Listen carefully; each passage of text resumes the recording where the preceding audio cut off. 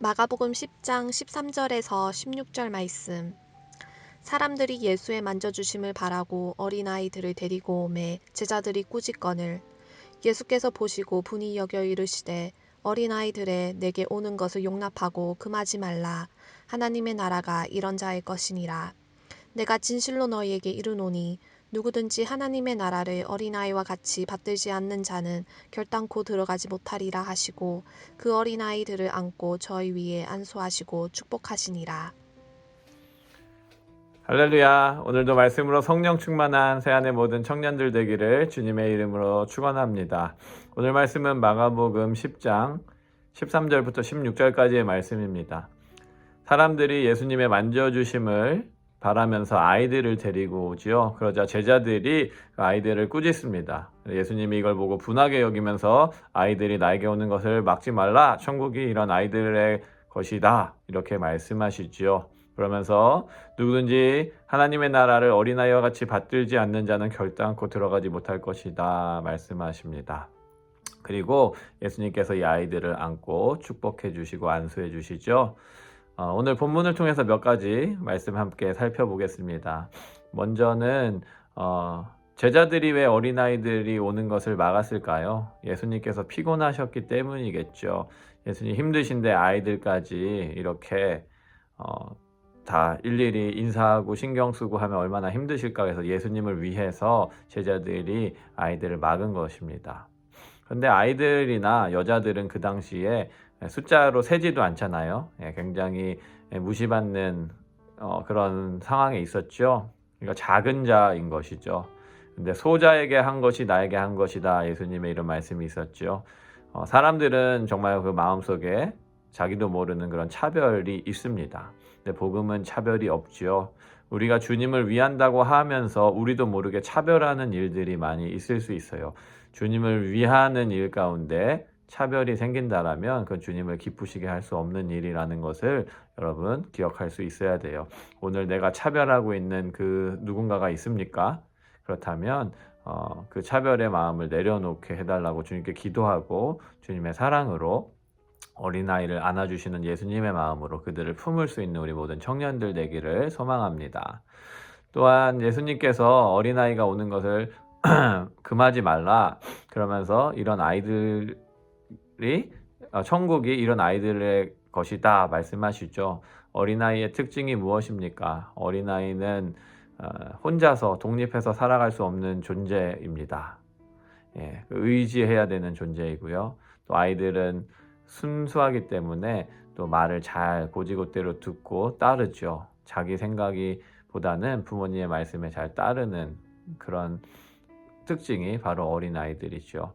부모들이 이 아이들을 예수님께로 데리고 왔는데 뭐 자기가 오고 싶다고 해서 온 사람이 있겠습니까? 오히려 그런 아이들도 있을 수 있겠지만 부모들이 데리고 가니까 가자 그러니까 온 거예요.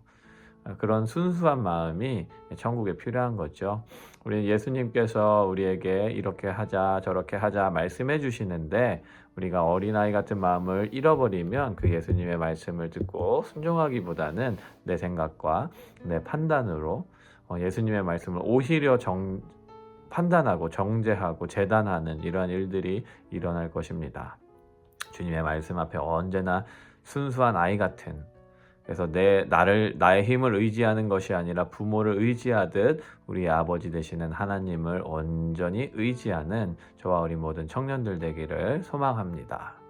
세 번째로는 이 아이들을 데리고 오는 부모들이 있었다라는 거죠. 누군가가 있었다라는 거죠. 예수님의 만져주심을 바라고 아이들을 데려오게 한 그 부모님, 친척들, 가족들. 여러분 우리가 해야 될 일은 무엇입니까? 우리가 아는 사람들을 예수님의 만져주심이 있는 곳으로 이끌고 나오는 거예요. 정말 부모로서 또 혹 가족으로서 친구로서 가장 최고의 친구가 누구일까요? 최고의 부모가 누구일까요? 공부를 잘하게 하고 과외를 시켜서 좋은 성적을 거두고 좋은 대학 가고 좋은 직장 취직하게 해주는 것도 중요하겠지만 그게 가장 중요한 것이 아닙니다. 가장 중요한 것, 절대 중요한 것, 꼭 하나만 붙잡아야 된다면 반드시 붙잡아야 될 것이 바로 예수 그리스도죠. 부모가 가장 능력 있는 부모요, 복된 부모는 그 자식을 예수님께로 인도하는 사람이에요. 가장 좋은 친구도 예수님을 주께로 인도하는 사람이죠. 여러분, 오히려 예수님께 나아가려는 사람들을 가로막고 예수님과 반대되는 방향으로 가게 하는 그런 사람들이 있다면 그것만큼 저주와 재앙의 사람들은 없습니다. 우리가 무심코 하는 한마디, 우리가 말하는 행동, 이런 것들로 혹시 예수님에게서 멀어지게 하는 그런 일들이 일어나진 않습니까?